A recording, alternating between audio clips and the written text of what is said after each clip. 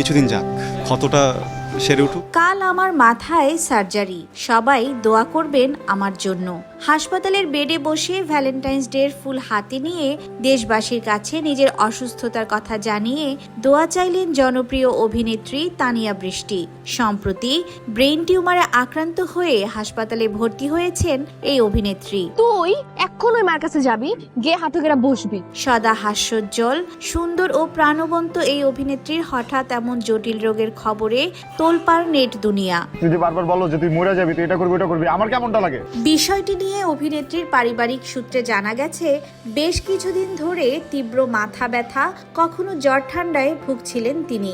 শুরুতে বিষয়টিকে গুরুত্ব না দিলেও কয়েকদিন আগে শারীরিক অবস্থার অবনতি হলে তাকে উত্তরার একটি হাসপাতালে ভর্তি করা হয়।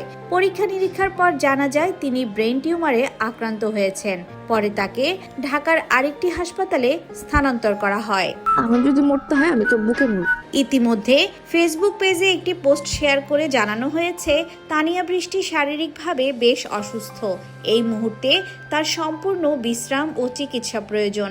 শুটিং, ডেট বা কাজ সংক্রান্ত বিষয়ে আপাতত যোগাযোগ না করার অনুরোধ করা হয়েছে।